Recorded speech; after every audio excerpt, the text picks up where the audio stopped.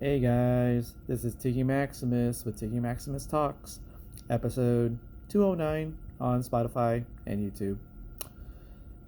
Thank you guys for following and subscribing to the podcast. Also, spreading the word to your families and friends, everyone in between, and also donate to the podcast and listen to the podcast. Everything's appreciated. If you haven't already, there's a link on my Spotify episode where it allows you to donate to the podcast, and also if you're on my YouTube episodes, there is a link you can click for copy and paste, and it takes you to the Spotify site, and it allows you guys to make a donation to the podcast. I believe it's like 99 cents a month or something, so anything is appreciated. Let's make this big.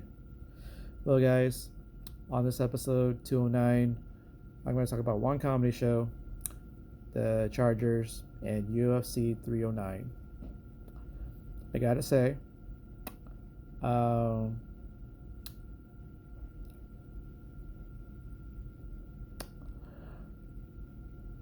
UFC 309 was pretty awesome to watch. I actually got to watch it at Dave & Buster's in Mission Valley. Got myself the Cajun shrimp pasta. First time, I think, trying that. I think that might be a new item. And it was pretty good. Shrimp was pretty good. I think they had the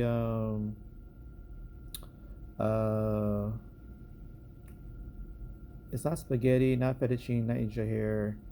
It was a different type of pasta. It was kind of circular. I want to say it was a not rotini. It wasn't penne. Um, hmm.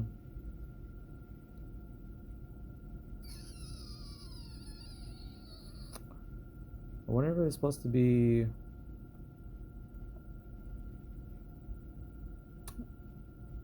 Can't think of it. But anywho, the the sauce they use kind of spicy, but not too much to overwhelm my taste buds to finish the plate. So good pasta, good shrimp. I would say it was 8.7 out of 10. So I enjoyed the pasta, Cajun shrimp pasta. Got to watch. Um, I think mostly the main card. There might have been one fight I saw on the undercard, the prelims. McGee versus Jonathan Martinez, I believe it was. Um, yeah, McGee did win by decision over Martinez, and then we got into the main card, and um, we got Mauricio Ruffy versus Yontop, and as expected, like I had said before, Ruffy did well with his game plan, did well in most of the fight, and got the victory over Yontop. And apparently, Mauricio Ruffy wears those what is it? The no lens glass frames with the tape in the middle.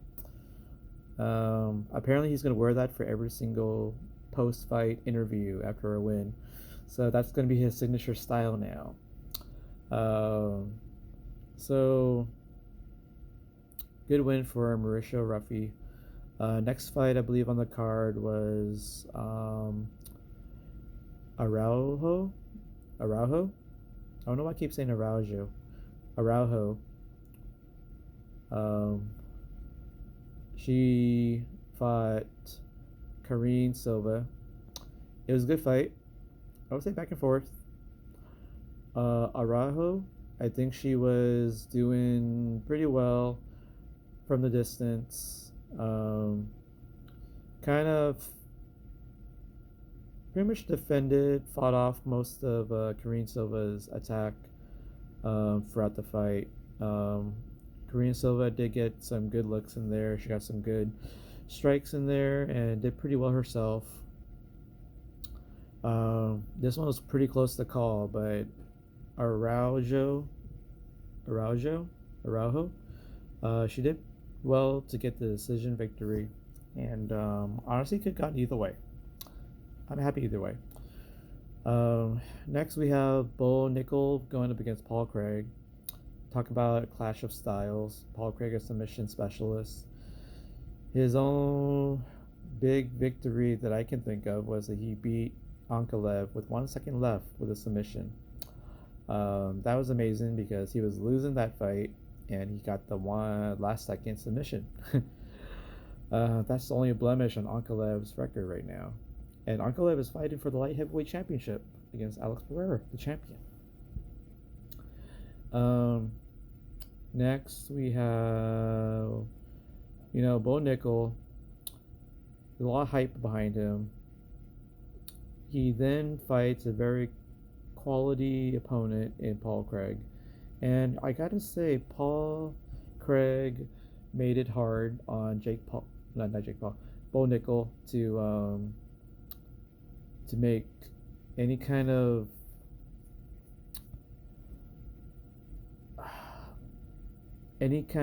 implementation of his game plan, because I think Bo Nickel might have had a hard time trying to implement anything, and he did just enough to win by decision over Paul Craig, but he didn't look like he dominated Paul Craig during this fight. He looked kind of scared. He did get some good shots in there and started collecting, the points, and impressed the judges just enough to get the points. But the victory is a victory. Bo Nickel was trying to do some great stand-up striking. I don't see a lot of the wrestling in this one.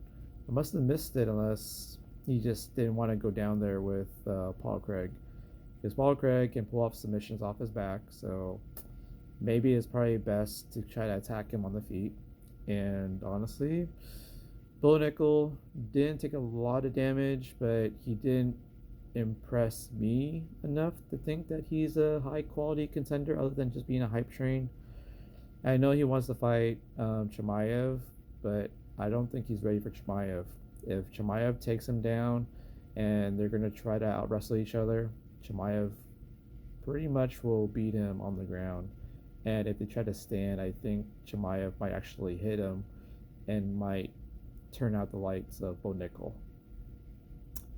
So as of right now, if Bo Nickel were to fight Chimaev, I'm definitely saying that Chimaev will beat him no matter what. But yeah, kudos to Bo Nickel on his victory, and see what's next. He might fight a guy probably in the top 10 next. So Bo Nickel is making his way up there, but he's going to meet with some opposition, and he's going to have to improve more of his game plans if he wants to make it further into the middleweight division. So we'll see what happens. Next, I believe we have the co-main event. Michael Chandler going up against Charles Oliveira. It was kind of expected. Charles Oliveira was dominating for the first 4 rounds. Michael Chandler didn't really get going until late in the fight. And then the 5th round, Michael Chandler threw everything he could at him. He got him on his back. He was pounding on him. There was even a case where he was actually hitting the back of his head like 19 times. And the referee didn't say anything. But Oliveira weathered the storm, and he was able to get out of it. But he ended up on his back again. But that probably might have been grounds for a 10-8 round for Michael Chandler. But unfortunately, Charles Oliveira had already won like the first 4 rounds. So, I mean, 48-46. I think there's a 49-45 in there somewhere. So, yeah. Although that would have meant that Charles Oliveira had a 10-8 round earlier. So, anywho, Great victory for Charles Oliveira, and it seems like he's going to be the number one contender for the light heavyweight championship. No, lightweight championship. The 155-pound championship. Um, I think it's going to be Sarukian versus Islam Makhachev at 155 for the championship. It's going to happen pretty soon. I think it's going to be December 7th, actually. I have to double check that, but I think it's going to be that date, if not January. I think there was advertisements for Pantoja and Tatsura, who happens to be a champion overseas in Japan, and I guess he's going to challenge Pantoja for his flyweight championship at 125. It should be a fun fight to watch. I can't wait to see that one. But I have to see if both of those fights, the 155 championship and the 125 championship, are on the line for UFC 310, December 7th. So I have to double check that if that's the case. If not, it's probably January. So, but yeah, Charles Oliveira. He'll be challenging whoever wins between Sarukian and Islam Makhachev. So that should be fun. But whoever wins that fight will probably still be Charles Oliveira. I have a good feeling. Anywho, and that takes us to their main event.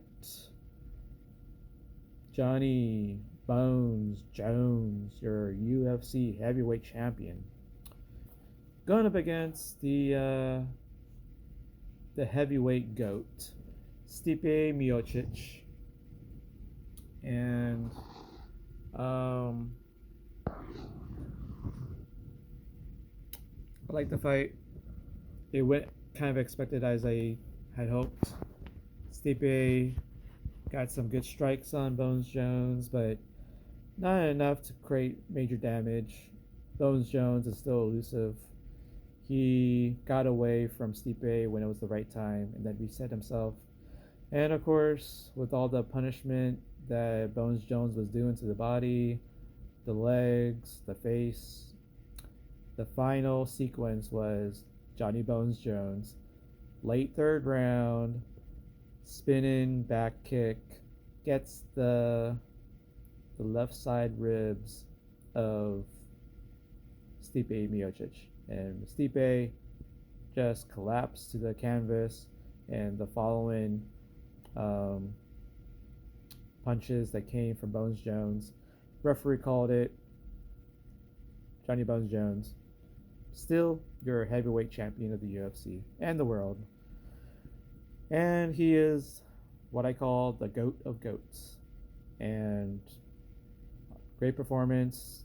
It was nice to see a finish like that.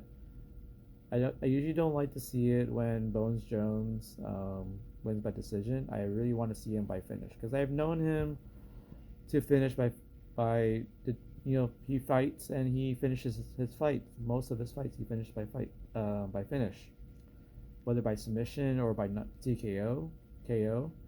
So this was vintage Johnny Bones Jones. Can't wait to see what's going to happen next. And it would seem to indicate that Johnny Bones Jones would like to have a super fight with Alex Pereira, the light heavyweight champion. I'm probably guessing Alex is going to come up and challenge Bones Jones for his heavyweight championship, try to become a 2-division champion, or actually 3-division champion. He could be the first.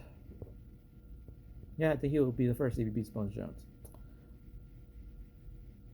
But it should be a good fight if it happens. But if they were to fight each other, I have the feeling that Bones Jones will probably come out the winner in that fight. The other choice, Bones Jones could face the interim heavyweight champion, Tom Aspinall. Tom Aspinall has been calling him out, trying to get a fight with him. Bones Jones says that if he does, fight Tom Aspinall, it would have to be for the major money, major payday. Basically, what he calls "fuck you money." uh, and of course, Bones Jones didn't say a specific number, but it should be a lot, and I think that's warranted actually. Um, and of course, there's a wild card chance that Bones Jones could later on fight Francis Ngannou, which is probably a fight that everybody wants to see. They did talk to each other before. They are interested in fighting each other. Just one day, they just got to do it. Um, we'll see what happens. Um,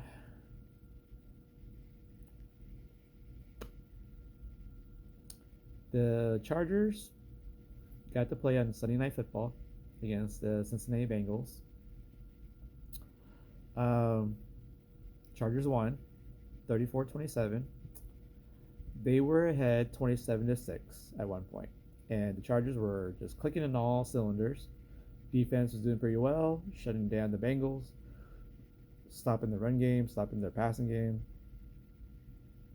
Chargers implementing their offense, touchdown passes to Quentin Johnston, um, big passes to Will Dissly and Ladd McConkey, and J.K. Dobbins just being a Russian machine. With all that happening, it was looking pretty great, 27-6, and third quarter came around. Oh no, oh no. Bengals started to gain momentum because they converted on fourth down 2 times near the end zone, and they got the touchdowns on both fourth down conversions. So it then became 27-13, 27-20, and apparently there was a pass the Bengals got, and the Bengals tied the game up with another touchdown, 27-27. At this point, the Chargers were stalling on offense, and I think there was a sequence there where Justin Herbert was running with the ball, and the ball popped loose before he got a knee down, and the Bengals got the ball. All signs are pointing to the Chargers' curse, and Bengals got a chance to kick a field goal. And what do you know? Bengals kicker McPherson kicks the ball left of the post. It started hooking to the left of the post, and then the Chargers got the ball back, but unfortunately they couldn't do anything. And with 2 minutes to go, I believe, the Bengals had another field goal to kick, and they missed it again, and it was wide left again.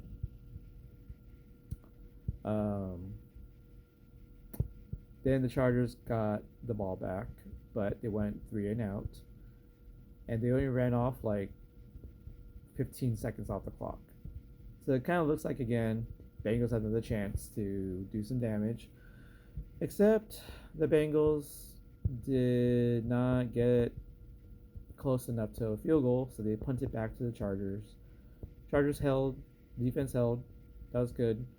And then at the 16-yard line, our own 16-yard line, the Chargers, what do you know? 2 big pass plays. You're thinking at this point the Chargers are in position to kick a field goal because Cameron Dicker the kicker, can make these field goals. And then it turns out, with 18 seconds left in the game, J.K. Dobbins took the handoff from Justin Herbert, and he ran in for a touchdown, for a long touchdown run. It must have been like 30 plus yards or something, and Dobbins was so elusive, broke a few tackles, and he dived into the end zone with the ball. Touchdown Chargers. Now are up 34-27. Bengals have one last chance with 18 seconds to go. They got a Hail Mary um, attempt from like close to midfield, um, but unfortunately the Chargers defense knocked down the ball when it came towards the end zone. Chargers win 34-27. Chargers are now 7-3. They are firmly the number 5 seed in the AFC playoff picture. Number 1 is the Chiefs. Number 2 is the Bills. Number 3 is the Steelers. Number 4 is the Texans. And sitting pretty at number 5 is the Chargers. So, with that being the case, it seems like number 6 is the Baltimore Ravens and 7 is the Denver Broncos. That's a good 7 teams for the AFC playoffs. Can't knock on that because they are well-deserved playoff teams right there, and I think they're going to represent the AFC in the playoffs. So with the Chargers getting this primetime game, it was a flex game because the NFL likes what they see. Got the Chargers play primetime. I wanted to go to the game at SoFi Stadium. I had planned all year long to do it, but unfortunately I got priced out because with the bump to primetime, the Chargers tickets that I was looking at got spiked up to the point where I don't think I could afford it. So, but as long as the Chargers won the game, I'm good. Now with that, I got to watch the game at Mr. Tempo Cantina, downtown San Diego on Fifth Avenue. It's underneath the Yellow Door Comedy Club. So it was on G and Fifth. So I got to try the surf and turf tacos. Those are pretty good. Great shrimp, great carne asada.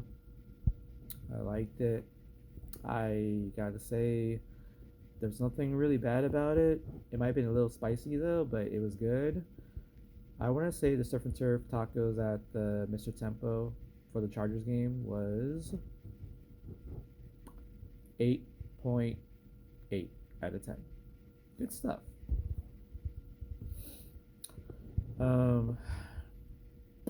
I did go to a comedy show, guys. Went to the mic drop on November 10th. Got to see this LA comic. Got to talk to her a little bit. She's a great comedian and great businesswoman. Catherine Say, that's her name. And she had a great list of comics on this show. She had these two guys kind of host the show. They were called the Klein Boys, and they are Jeremy and Kyle Klein, brothers, and they did some beatboxing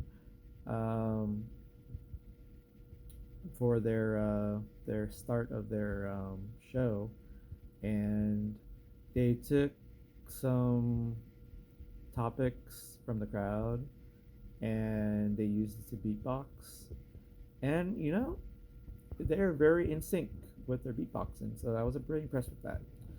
But it might have ran kind of long.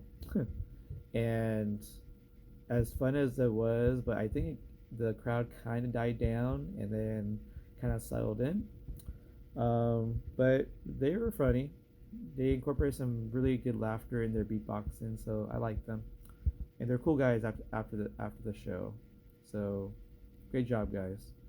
I want to say that Jeremy and Kyle was a 8.3 out of 10 for their comedy performance. Next up, one of the local comedians here in San Diego. I think he was the only local comedian to be on the show, actually. I remember Katsay wanted some local comedians to be on the lineup, and this happens to be the only one. Fedwan Somo. He brought his family with him, his friends, his wife. That's great for some good support. And I gotta say, he was pretty funny. He used the accent first, to start off his comedy set, and then he talked normal. I always like it when he says that he got fired from his dad's supermarket marketplace because he was charging the right price. That always gets me. Um, he had a lot of fun jokes. He might have some new stuff mixed in with the old stuff. Um, he got some good laughs from the crowd and his family. Um, there were some times it was kind of chilled, but most of the time, whatever Fedwan was saying, it got laughs every couple minutes. So he did pretty well with this crowd. I want to say Fedwan was an 8.25 for his comedy, his performance. Next up with this guy, don't think I've ever seen this guy before. Um, he kind of has some blonde highlights or blonde streaks, kind of wavy hair. His name was I think his name was Justin McHugh, but I can't tag him on Instagram because I can't find his Instagram account. So unfortunately, that sucks. But he didn't do too bad. He did pretty well with the crowd. Got some good laughs throughout his set. So, but there were sometimes it was kind of chilled during his set. But he has some fun stuff to say. I like some new comics to see these days. I want to say Justin McHugh was an 8.3 out of 10. The next comic that went up was D'Angelo Himes. I actually got to see him at the Ice House in Pasadena. He was super funny back then, and he was super funny this time. I liked how he said that when he was a teacher and some kids were trying to clown on him, but he had this one good joke where he says that even though that I have a gap in my teeth, but not as the big of a gap as your mom's legs, between your mom's legs. And of course he says he got fired, but that was pretty funny though. Kind of put a kid in this place. Um,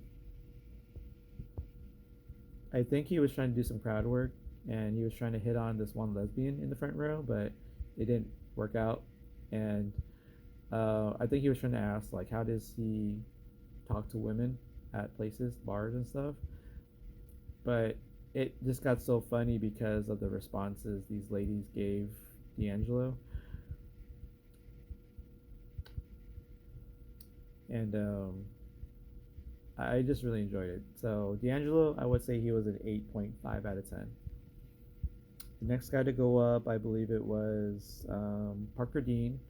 I guess he was a childhood star on KPBS. Um, I think he was Caillou. I don't think I ever watched that show, but apparently he did pretty well on KPBS, according to him. Um, and I guess he didn't get any money or something later on. So I guess he got swindled out of royalties. Because I think if you keep playing your episodes later in life, you're supposed to get money if they play your TV show later in life, like syndication. So, but it seemed like he was super angry from the get go, and then he took off his shirt and then tried to be like normal Kyle Parker Dean, but I think he kind of lost the crowd. So, but I think he did all right. He had some funny stuff to say. I mean, I got kind of exhausted from the character that he told us about, and he kind of wore the outfit for it, and then started off pretty angry. I think he might have lost the crowd. So overall, I want to say Parker Dean, 8.1 out of 10. Next up was a guy who used to be here in San Diego. He moved up to LA, but he's used to be a San Diegan. His name is Carl Bunday, and he has some friends down here. They were in the crowd. He did pretty well for the most part. First time seeing the guy. It seemed like the crowd kind of liked about half of his stuff on stage, and I want to say he did pretty well with that. But there were sometimes it was kind of kind of chilled in between jokes. But you know, I would say he got some good ovations, good laughs from the crowd. Um, I want to say he was 8.25, and then we got Katse. Um, she went up. She did a lot of crowd work. Um, but she did get some good laughs during her set, but they were kind of far apart from each other. So I would say like maybe less than half of the stuff that she was saying on stage. I think it was pretty funny. Um, and then yeah, I think she talked about dating. She talked about blowjobs.